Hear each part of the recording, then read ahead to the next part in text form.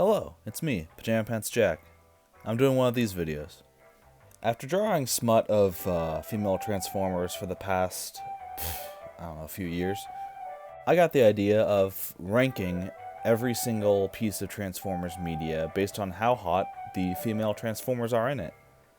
This is definitely not a deranged idea, and not schizophrenic in the slightest. Big credit to whoever made this tier list because you included literally every piece of Transformers media. I will be excluding some of it for obvious reasons. I'll be excluding a lot of the comics because, in general, just everyone in that looks peak. It'd just be too easy. Alright, starting off at the top of the tier list, we got Luxury Ride. This is obviously a reference to famous artist and Gulf War veteran Fred Perry. Yeah, so not only has he influenced me artistically and is very successful, but he's done more for my country than I ever have. Following that, we have Autobot, which is, another Fred Perry reference. Following that, we have Beautiful Bot, which is just alliteration. We're out of the Fred Perry references. Followed by RC, because C for C tier, RC tier. And much like Devastator, D tier is destroying my hopes for any more Transformer women being beautiful. And finally, the final ones are Poverty Ride, because it's the opposite of luxury, and then No Women. This would just mean that there are no Transformer women in the media. Alright, I'm going to go in a wacky order, just starting off with the first Bay movie. This sadly goes straight into the No Women tier. I don't know, that's just a theory. And to support my theory, here we have Revenge of the Fallen, which is absolute fucking garbage. Dark of the Moon. Once again, no women. Michael Bay, I think, might be sexist. Oh boy, look, another one with no women. Transformers Age of Extinction. And, I'm kinda glad. Wow.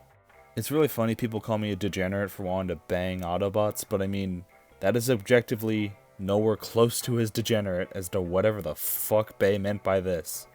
Alright, moving out of Transformers Age of Diddy, we have Transformers The Last Night, which has a female Transformer thing of teeth and a tongue. What the fuck is this design? Alright, out of Bayformers, let's go to the original series, which I'm going to put a solid B tier. It's where everything started. Everything looks pretty much perfect. Great starting off point for female robots, where everyone just kind of looks kind of like 70s sci-fi. I like it. And even though it's the same designs, I have to put the movie at Luxury Ride, our first luxury ride of the night. I mean, G1 RC is pretty much the definitive, female Transformer look. I mean, it's still peak to this day. Look at that ass. Moving into the 90s with 3D animation, I'm going to put Beast Wars at a solid luxury ride as well. I mean, you got Black Arachnia, who it's like, alright, was someone like me on the animation team because, Jesus Christ. And then you got Airraiser, who's honestly underrated in terms of being like that, older woman who compliments you. I'm flattered. And from the highest highs to lowest lows, we got Beast Machines, which I'm not going to put in poverty. But I mean, just look what they did to Black Arachnia. What is that forehead, man? D tier, completely ungoonable. Transformers Animated, I think, deserves, let's go A tier. It's just got a different style of, animation women, if you're into that.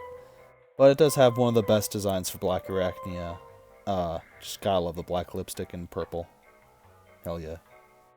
This is genuinely the most deranged order. Look, okay, why am I going robots in disguise? Alright, A tier. Fuck it, I don't know. I mean, you got Strong Arm. She's thick as fuck, and I can fuck with that. I like a thick robot. Alright, now we're on to the GOAT, the show that gave me eternal brain damage for the rest of my life. Obviously, it's Luxury Ride tier.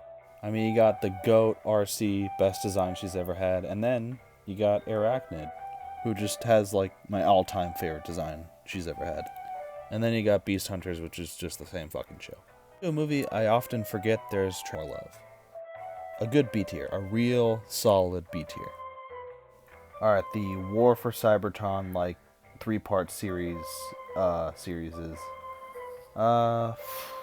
these are pretty alright.